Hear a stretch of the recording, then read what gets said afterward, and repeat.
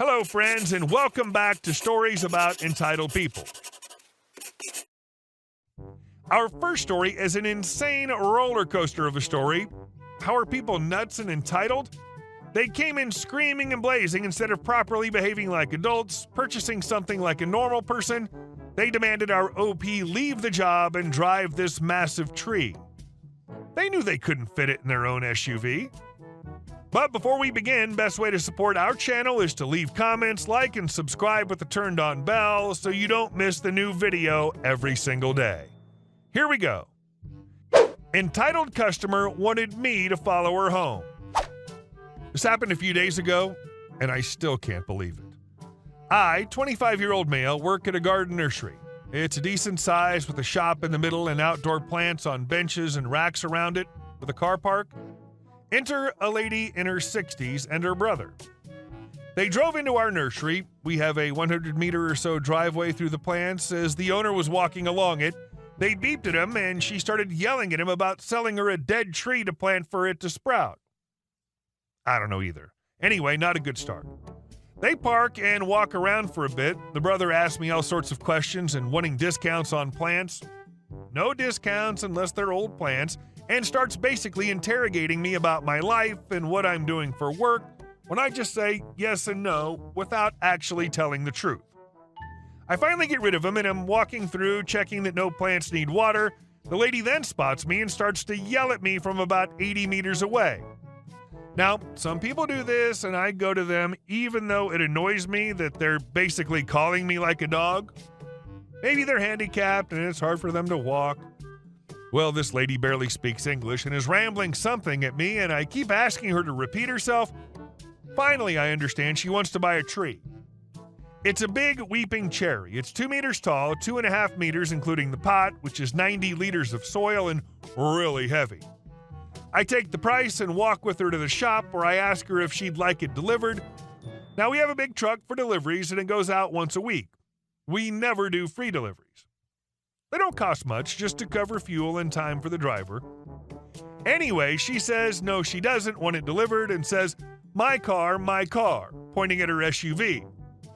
I think to myself, there's no way that tree and massive pot's fitting, but okay, whatever, and put the sale through.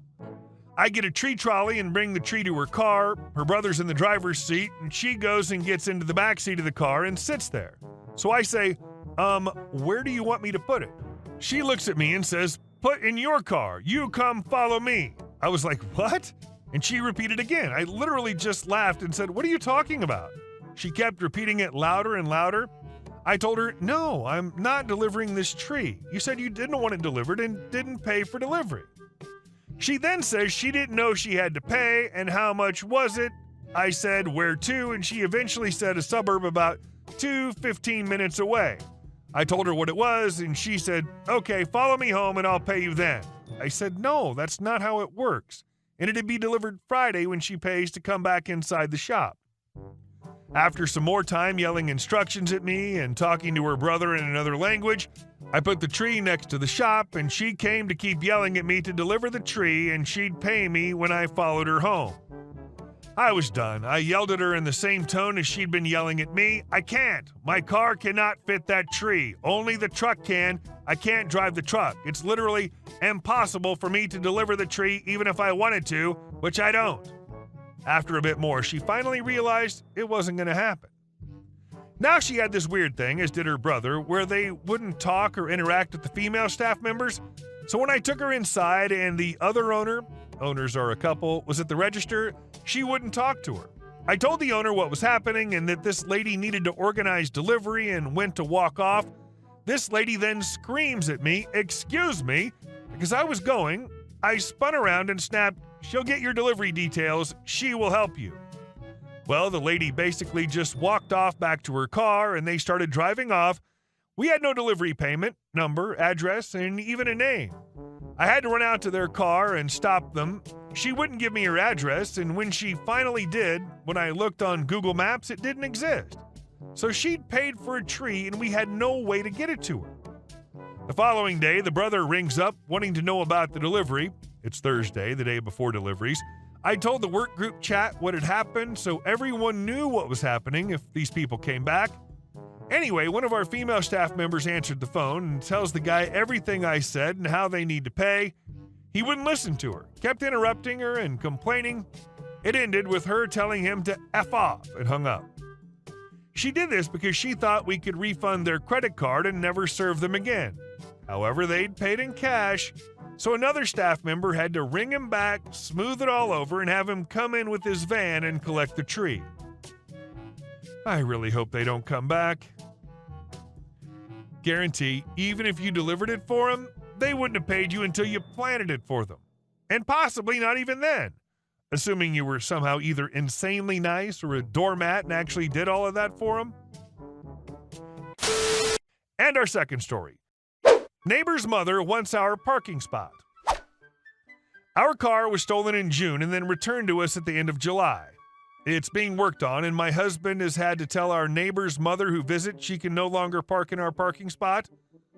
All well and good until today. When I'm coming home from some errands, the lady is on our stoop asking for my husband and if there's a way he can extend her parking allowance in our spot.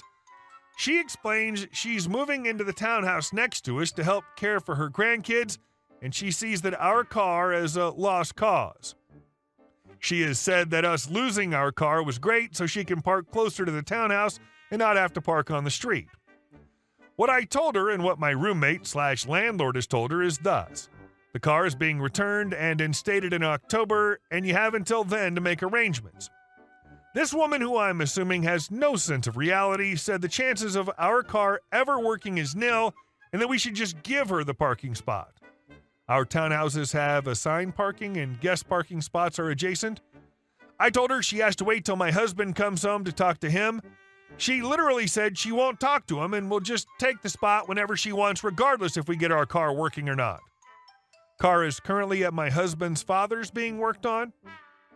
Update. Neighbor, who's the son of the woman, has gotten involved and sided with us in the matter.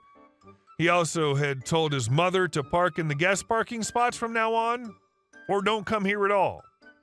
She also lied to me about moving in. Big surprise. So far, I was given a blessing if she does it again to call a tow truck.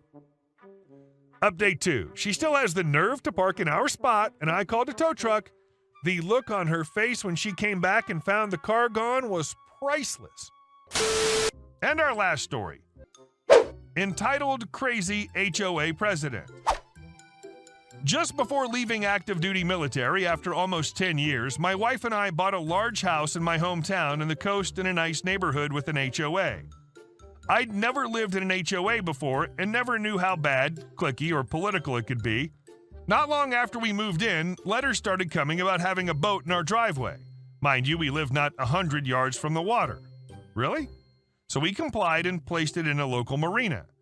After living there about 2 years, the neighbors we had, which were really great, moved.